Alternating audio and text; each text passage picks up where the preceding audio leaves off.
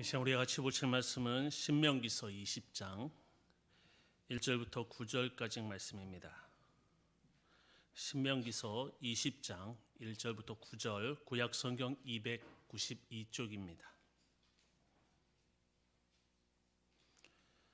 신명기서 20장 1절부터 9절, 다 찾으신 줄 알고 우리가 서로 한 절씩 서로 교독하도록 하겠습니다. 제가 먼저 1절 읽도록 하겠습니다. 네가 나가서 적군과 싸우려 할 때 말과 병거와 백성이 너보다 많음을 볼지라도 그들을 두려워하지 말라. 애굽 땅에서 너를 인도하여 내신 내 하나님 여호와께서 너와 함께 하시느니라.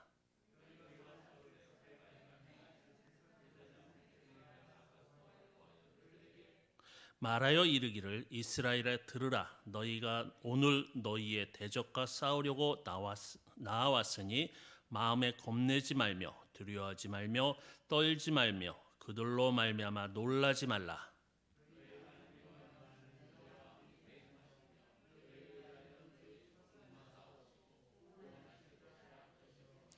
책임자들은 백성에게 말하여 이르기를 새 집을 건축하고 낙성식을 행하지 못한 자가 있느냐?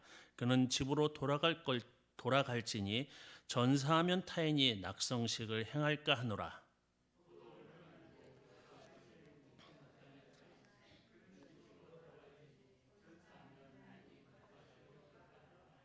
여자와 약혼하고 그와 결혼하지 못한 자가 있느냐? 그는 집으로 돌아갈지니 전사하면 타인이 그를 데려갈까 하노라 하고,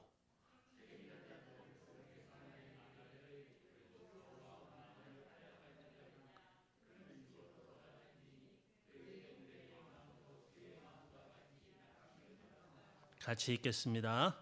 백성에게 이르기를 마친 후에 군대의 지휘관들을 세워 무리를 거느리게 할지니라.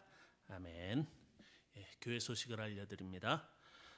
모든 예배는 비대면 예배로 드리고 있습니다. 4월 특별 새벽기도회가 5일 월요일부터 진행되고 있는데 이번 주 토요일까지 계속 진행될 것입니다. 멀리 계신 분들은 또한 방송으로 함께 참여하시고 기도하는 시간이 되었으면 합니다. 성경 통신문 제14회를 가져가시고 13회를 내주시기 바랍니다. 그리고 매일 약속기도 매일 밤 9시 교회와 국가를 위해서 여러분 기도해 주시기 바랍니다. 또 교회를 위한 기도, 한우를 위한 기도, 해외 근무자 유학자를 위한 기도, 그리고 군복무 형제를 위한 기도, 나라 민족을 위하여 계속해서 선교사들을 위해서 계속해서 기도해 주시기 바랍니다. 할렐루야. 우리 서로 인사를 나누고 말씀을 같이 보도록 하겠습니다. 오늘도 우리 가운데 살아계신 하나님의 사랑으로 앞뒤적으로 우리 고백합시다. 사랑합니다. 사랑합니다.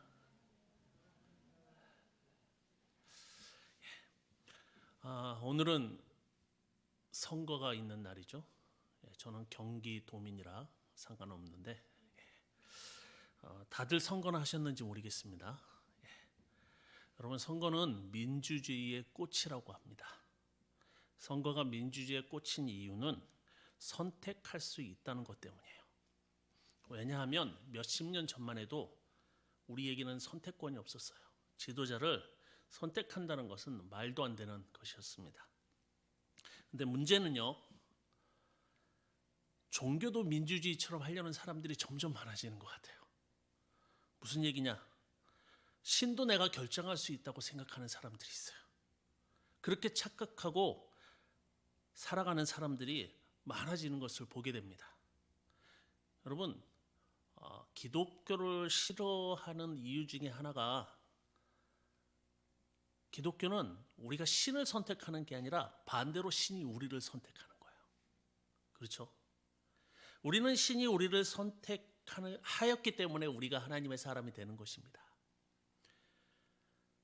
우리는 하나님께 선택받은 사람들이에요. 그렇다고 해서 제비뽑기처럼 무작위로 하나님이 우리를 선택하신 건 아닙니다. 그런 게 아니에요. 주님이 친히 우리를 선택해서 뽑으셨습니다. 여러분이 그 놀라운 은혜에 날마다 감사하는 여러분이 되었으면 좋겠습니다. 오늘 말씀은 우리가 한 번도 관심 있게 보지 않았던 말씀일 것입니다.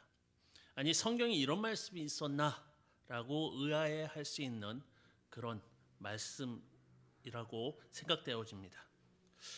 그런데 여러분, 읽으면서 왠지 익숙하다는 느낌이 들지 않습니까? 그럴 만한 이유가 있습니다. 오늘 읽었던 8절에 보면 이런 말씀이 있죠.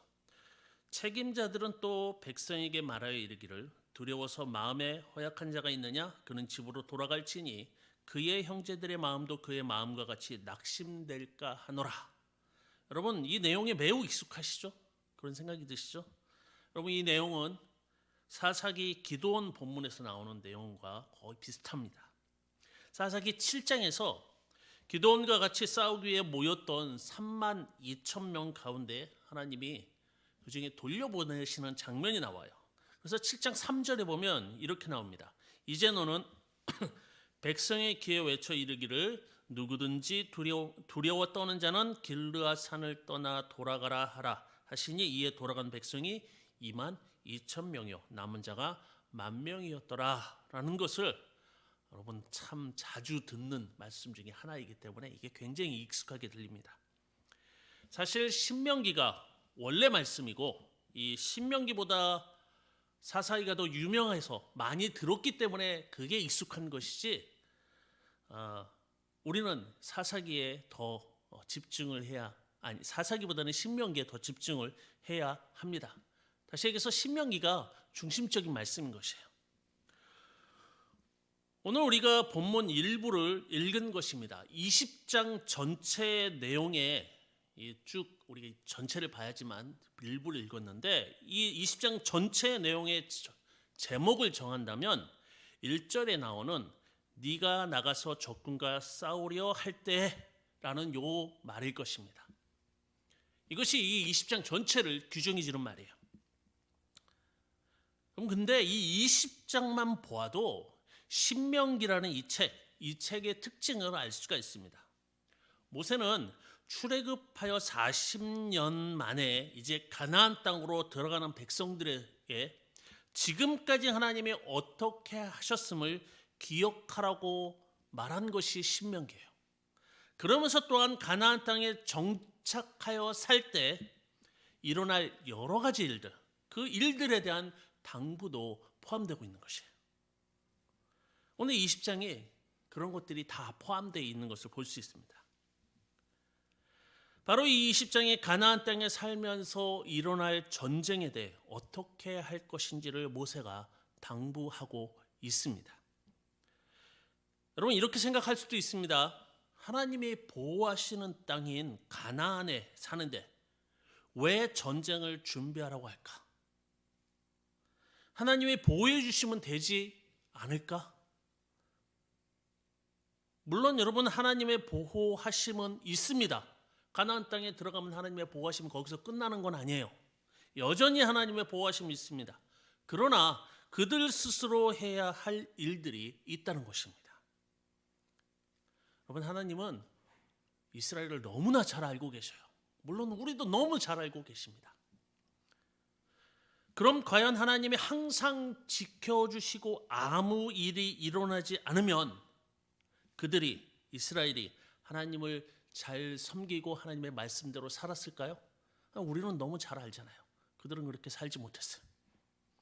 여러분 인류 역사상 하나님의 완전한 보호하심 그 사건이 어디 나옵니까? 하나님이 완벽하게 보호해 주시는 사건이 성경에 나와요. 그게 바로 출애굽이고 광야 40년이에요. 어디까지 보호해 주시냐? 옷과 신발도 닳지 않았다고 성경은 이야기합니다. 그리고 먹을 것도 꼬박꼬박 공급해 주셨어요. 정말 완벽한 보호하심 속에서 40년을 살았어요. 여러분 그들은 일도 하지 않았습니다. 그렇죠? 40년 동안 일하지 않았어요. 노동이 없이도 공급되는 음식 그리고 그 땅에서 날씨 때문에 스트레스 받는 일도 없었어요. 그저 매일매일 하나님의 임재를 확인하며 경외하는 것이 그들의 하루 일과였다는 사실이에요. 그런데도 그들이 어떻게 했습니까? 하나님을 수시로 배반했어요. 왜냐하면 그들의 내면에는 해결되어지지 않은 죄성들이, 죄의 뿌리가 여전히 남아 있었기 때문입니다.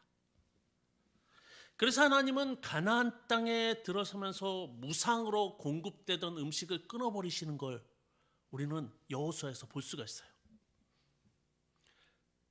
그리고는 그들에게 자신의 땅을 일궈야 먹을 수 있도록 그들의 땅을 분배해 주십니다. 분배해 주시고 거기서 니들이 일궈서 먹어라, 이렇게 말씀하시는 것이죠. 또한 그들은 그 땅을 지켜야만 했습니다. 무상으로 공급받던 만나를 오래 먹던 그들은 여러분, 그 감사를 잃어버리는 일들이 얼마나 많았는지 몰라요. 여러분, 하나님의 보호가 항상 있으면 물론 우리가 완벽하게 부활의 몸으로 그 나라에 가면 모르겠지만 아닌 이상 이 땅에 살 때는 그렇지가 않아요. 그래서 여러분, 민수기 11장 5절 6절에 보면 이런 말씀이 있습니다. 우리가 애굽에 있을 때에는 값없이 생선과 오이와 참외와 부추와 파와 마늘들을 먹은 것이 생각나거늘 이제는 우리의 기력이 다하여 이 만나 외에는 먹을 것이 아무것도 없도다. 여러분, 이게 뭔 말입니까? 그들이 생선과 오이와 참외와 부추와 파와 마늘을 애굽에서 무상으로 먹었습니까? 아니요, 죽도록 일해야 먹었어요. 근데 지금 무상으로 먹고 있으니까 지금은 무상으로 먹고 있는 거 아니에요. 완전히 만나를. 그런데도 그들은 이렇게 얘기한다는 것이에요. 여러분, 이것이 인생들의 문제입니다. 자극을 주지 않으면 자신의 감사함을 잃어버릴 것이에요. 그것은 결국 죄성에서부터 시작되는 것입니다. 여러분, 그래서 감사를 잊었다면 신앙의 위기가 왔다고, 그것의 위험 신호라고 생각해야 한다는 것이에요. 그러면 감사가, 내 안에 감사가 없다면 내 신앙에 문제가 있구나 하고 바로 캐치를 해야 돼요.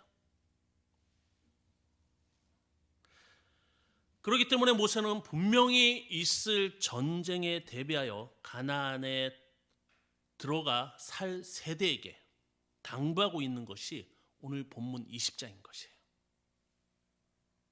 그리고 전쟁은 여러분, 나 때문에 생기기도 하지만 상당한 경우는 상대가 쳐들어오기 때문에 생기는 경우도 많아요. 내가 일으키지 않아도 전쟁은 일어날 수 있었던 것이에요. 언제든 일어날 수 있는 것에 대해서 대비하라고 지금 모세는 당부하고 있는 것입니다. 그럼 이렇게 생각할 수 있습니다. 가나안 땅을 지키기 위한 전쟁에 관한 말씀과 지금 우리가 살고 있는, 현재 우리가 이 말씀을 보고 있는 우리와는 어떤 관계가 있는가? 사실 우리가 지금 이들처럼 전쟁하는 상황이 아니잖아요.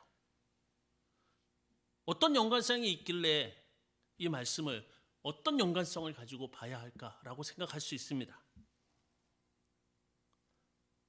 그리고 더 나아가서 우리도 세상과 이렇게 싸우라는 것일까라고 생각할 수도 있어요. 그러나 여러분, 그렇게 보시면 안 됩니다. 그것은 1차원적인 생각이에요.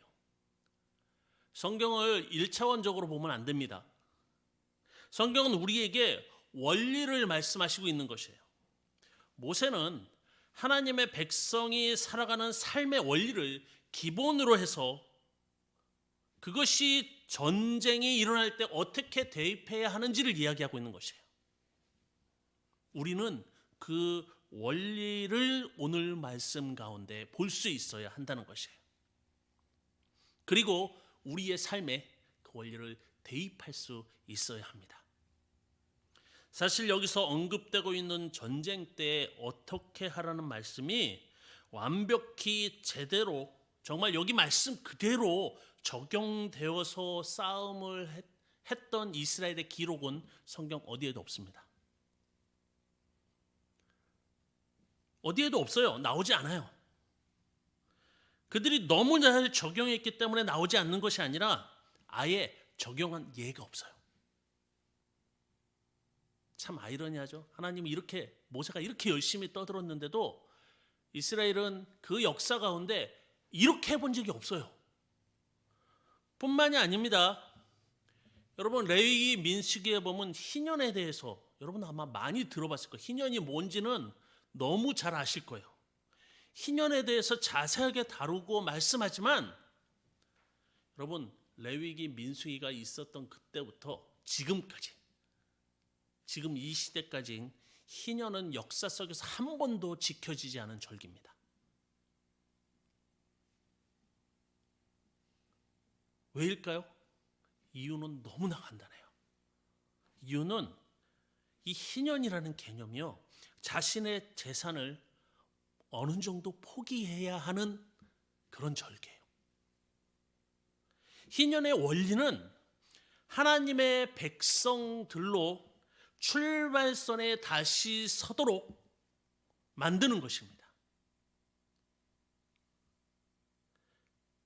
그런데 그냥 설 수 있는 것이 아니라 하나님의 백성들이, 좀 가진 사람들이 내놓고 못 가진 사람들은 그걸 취해서 같이 그 선에 서서 같은 경쟁력에서 시작하자는 것이에요. 그러니까 여러 사람이 이 경제적으로 도와야 되는 것이에요. 그것이 원리입니다. 그것을 희생할 사람들이 없는 것입니다. 어떻게 보면 가장 큰 이유는 죄성에서 나온 욕심이 이 희년을 지킬 마음이 생기지 않게 하는 것이에요. 그래서 어떤 학자들은 이렇게까지 이야기합니다. 주님이 다시 오시는 날이 희년일 것이다. 그러나 여러분, 중요한 것은 주님이 언제 오시는지 모른다는 것이죠. 그건 누구만 알아요? 아버지만 아는 것이에요. 아버지만. 이렇게 얘기하다 보니까 이 말은 꼭 해야 할 것 같습니다. 여러분, 코로나 때문에 방송 예배를 하면서 좋은 것도 있고 나쁜 것도 있습니다.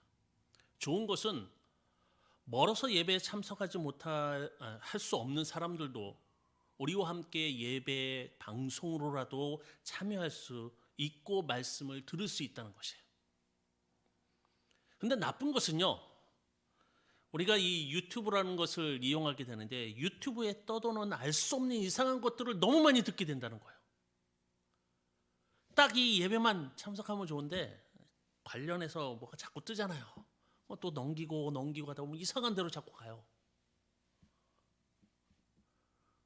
저희 집도 전혀 뭐 핸드폰 사드렸더니 이거 뭐 한 달에 전화 한 통화 두 통화 쓰고 말일 걸, 그러고 맨날 이렇게 저희 아버님이 놔두시고 다녔는데 유튜브를 알고 나서는 끼고 사십니다.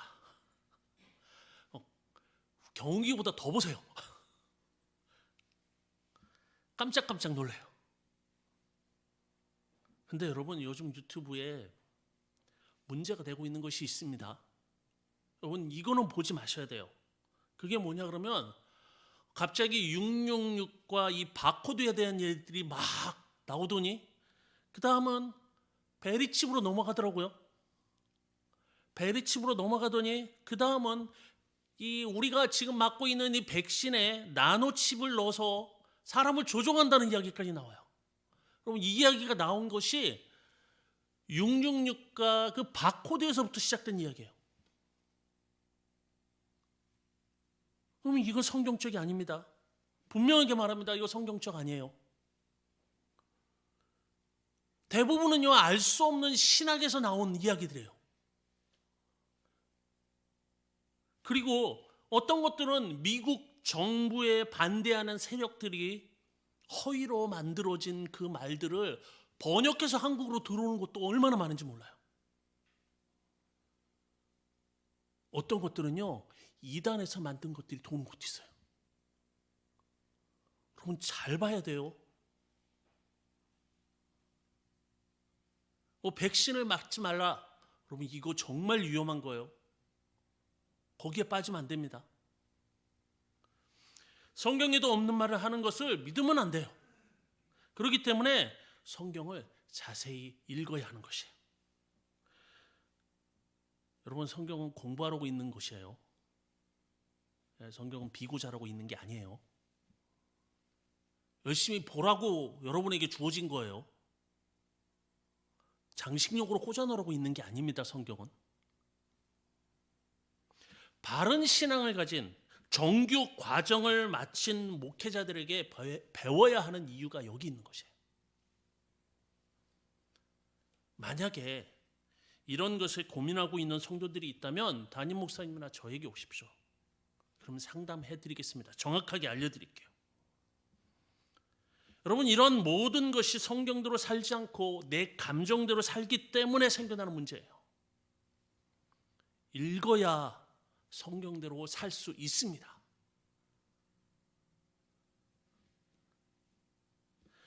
본문으로 돌아와서 이 적군과 싸울 때 하나님의 백성은 어떻게 해야 하는지를 말씀하는 것을 좀 더 보도록 하겠습니다. 이 내용을 보면 직책을 맡은 자들을 중심으로 모세가 말하고 있는 것을 볼 수 있습니다. 먼저 1절은 모세의 말이에요. 그리고 2절과 4절까지는 제사장은 그럴 때 어떻게 해야 된다는 것을 이야기하고 있어요. 그리고 5절부터 8절까지는 책임자들을 이야기합니다. 그리고 9절부터 마지막 20장 마지막 절까지는 군대를 지휘하는 지휘관들이 해야 할 것들을 이야기해 주고 있습니다. 여러분, 모세는 기본적으로 1절에 나오는 이 모세의 말은요, 적이 더 좋은 무기와 더 많은 이런 인원이라는 것을 전제로 해서 이야기하고 있어요. 너희들과 전쟁하는 걔네들은, 전쟁하러 온 그 다른 나라들은 분명히 너희보다 더 좋은 무기를 가졌을 것이고 너희보다 더 많을 거야 라고 말하는 것이에요. 여러분, 이스라엘 역사 속에서 한 번도 인원으로 이겨본 적이 없어요. 무기로 그들보다 좋아본 적이 없습니다. 그러나 어느 시대 어느 적이 온다 하여도 그들을 두려워하지 말라고 합니다. 이유는 애굽 땅에서 너를 인도하여 내신 데 하나님 여호와께서 너와 함께 하시느니라는 것이에요. 여러분, 이것은 지금까지 경험해 봤던 나라 중에 가장 강력했던 나라, 애굽. 이 애굽에서 하나님이 인도하실 때 했던 사건들을 기억하라는 것이에요. 그들에게 당부하고 있는 것은 기억하라는 것이에요. 그리고 거기서 나오게 하시고 어떤 일을 행하셔서 광야에서 우리를 인도하셨는지를 또한 기억하라고 이야기하는 것이에요. 여러분, 이 신명기는요, 처음부터 끝까지 계속해서 모세가 이야기하고 있는 것은 기억하라는 것이에요. 기억하는 게 너무너무 중요합니다. 그리고 두 번째, 제사장은 이제 싸움이 시작될 것인데 겁내지 말고 두려워하지 말고 떨지 말며 놀라지 말라고 일단은 이야기하라고 말합니다. 너희들이 겁내지 말아야 될 이유, 두려워하지 말아야 될 이유, 떨지 말아야 될 이유, 놀라지 말아야 될 이유가 어디 있느냐? 바로 4절에 이렇게 얘기하죠. 너희 하나님 여호와는 너희와 함께 행하시며 너희를 위하여 너희 적군과 싸우시고 구원하실 것이라. 여러분, 이건 선포입니다. 너희가 전쟁에 나가면 너희 혼자 하는 것이 아니라 하나님이 너와 함께 하실 거야. 전쟁엔 너 혼자 보내는 것이 아니라 하나님이 함께 가실 거야. 이건 완전한 선포예요. 어떻게 보면 이건 정신무장입니다. 그리고 우리가 이 말을 여러분 잘 기억할 필요가 있어요. 이것은 또한 우리의 고백이 되어야 하기 때문입니다.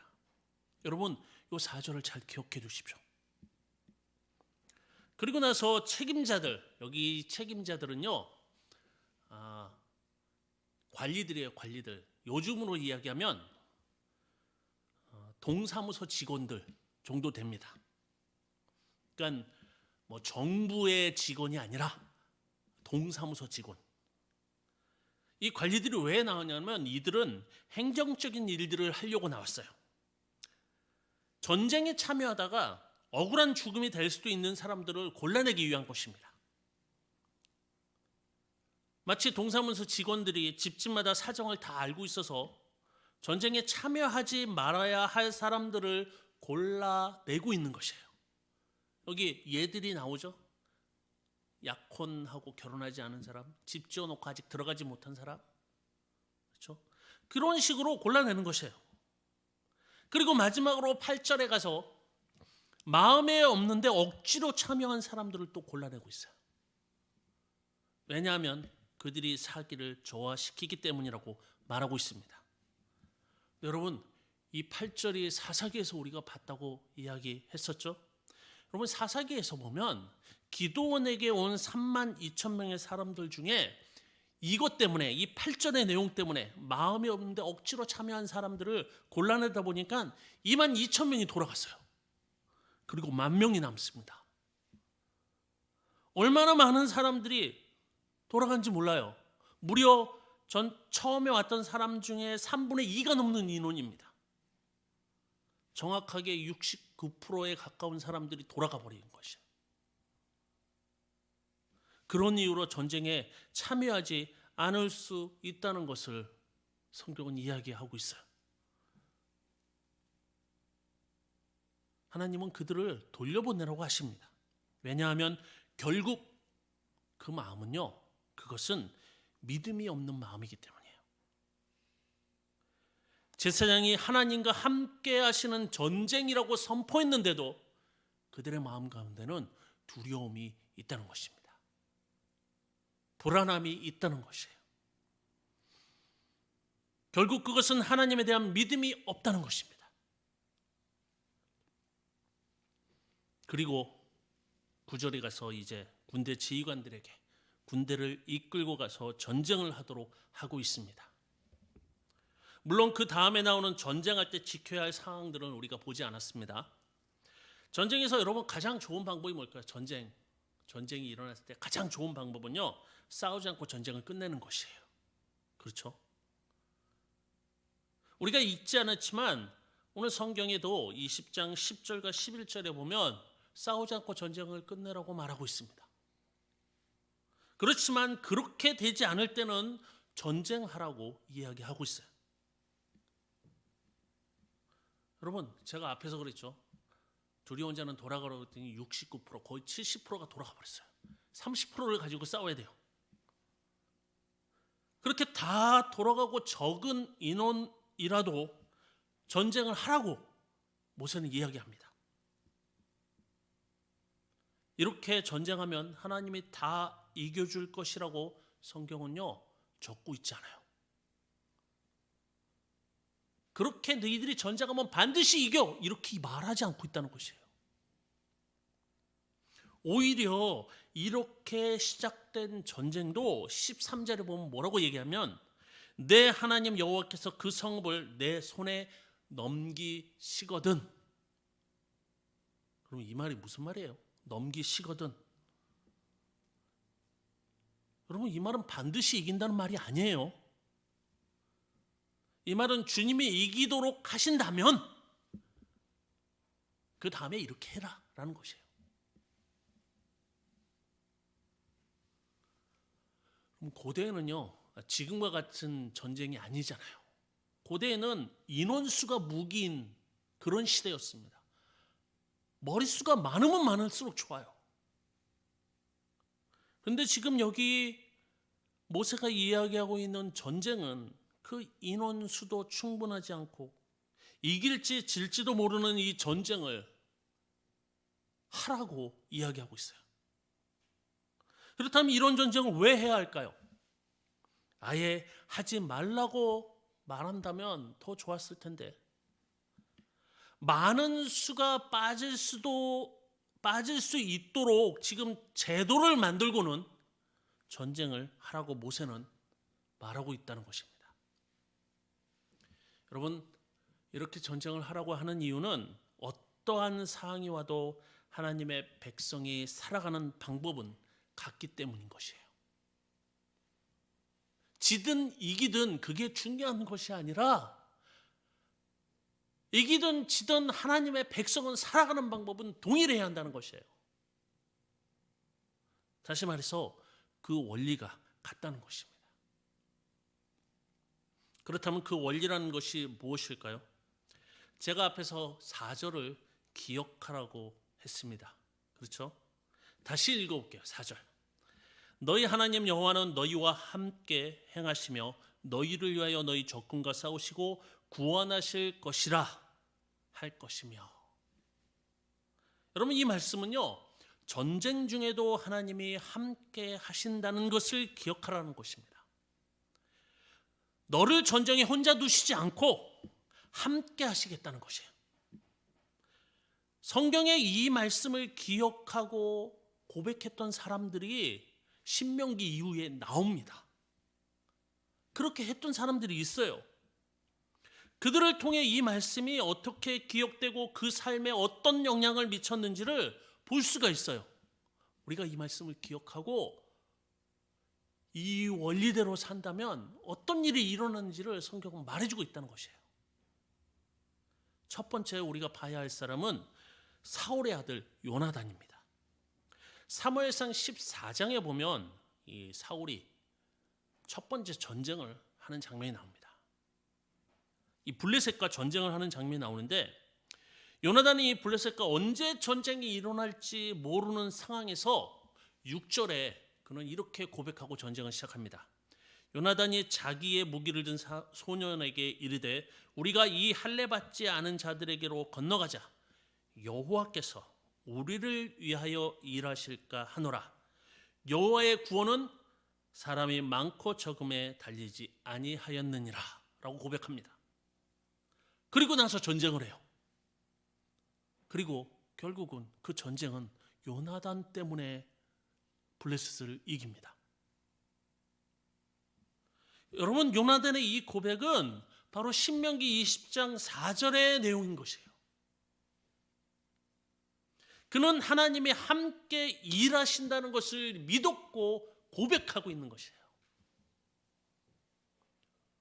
두 번째로 그런 것을 보여주는 사람이 사무엘상 17장에 가서 나옵니다. 사무엘상 17장에는 이 다윗에게서 동일한 고백이 나오는 것을 찾아볼 수 있는데요. 여러분, 여기서도 블레셋과의 전쟁 중에 생긴 고백입니다. 다윗은 아직 전쟁에 참여할 나이가 아니었지만 아버지의 심부름으로 전쟁터에 와서 보니까 블레셋에 이 골리앗이라는 장수가 나와서는 하나님의 이름을 모독하는 모습을, 그 소리를 듣게 됩니다. 그리고는 이 다윗이 붕괴해서 이 전쟁에 참여하게 되는 것이에요. 다윗은 전 이스라엘의 대표로 골리앗과 싸우러 나갑니다. 아직 전쟁에 참여할 나이도 아닌데. 근데요, 나가면서 다윗은 17장 47절에 이렇게 고백해요. 또 여호와의 구원하심이 칼과 창에 있지 아니함을 이 무리에게 알게 하리라. 전쟁은 여호와께 속한 것인즉 그가 너희를 우리 손에 넘기시리라 고백합니다. 여러분, 이 전쟁이 어떻게 된지 우리는 너무나 잘 알죠. 역시 이 전쟁도 승리로 끝납니다. 요나단과 다윗의 이 고백은 모두 이 신명기 20장 4절의 말씀을 응용하여서 자신의 상황에 맞게 고백하고 있는 것이에요. 우리가 알듯이 이들은 모두 하나님의 사람들이었습니다. 하나님은 또한 그들을 사용하셨어요. 여러분, 말씀은요, 읽어지거나 아는 것으로 끝나서는 안 됩니다. 결국은 우리의 삶의 모든 상황에서 고백되어져야 하는 것이에요. 요나단과 다윗이 신명기의 말씀을 정말 알지도 못하는데 이런 고백을 했을까요? 아니요, 절대 그렇지 않습니다. 그들은 이 말씀을 알았기에 그것을 그들의 환경에 응용해서 지금 고백하는 것이에요. 여러분은 삶에서 얼마나 말씀을 여러분의 삶에 고백하고 사십니까? 잘 고백이 되십니까? 여러분, 고백할 것이 없다는 것은 감사가 없다는 것이고 말씀이 없다는 것이에요. 고백이 있다는 것은 감사가 있고 말씀이 내 삶에서 살아서 역동하고 있다는 것이에요. 그래서 여러분, 이 고백은 굉장히 중요합니다. 그럼 바울이 데살로니가서 2장 13절에 이렇게 얘기했어요. 이러므로 우리가 하나님께 끊임없이 감사함은 너희가 우리에게 들은 바 하나님의 말씀을 받을 때 사람의 말로 받지 아니하고 하나님의 말씀으로 받음이니 진실로 그러하도다. 이 말씀이 또한 너희 믿는 자 가운데에서 역사하느니라. 여러분, 이것이 우리의 삶을 바꾸는 방법이라는 사실을 아십니까?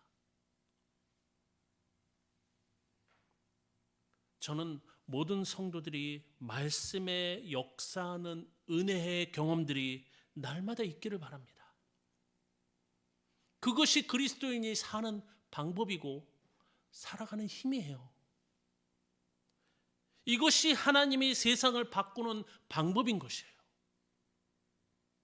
그런 고백은 그냥 되어지지 않습니다. 고백은요, 말씀을 알아야 하고 내 삶에 적용할 때 나와요. 그럴 때 내가 알고 있는 성경의 말씀을 응용해서 고백할 수 있는 것이에요.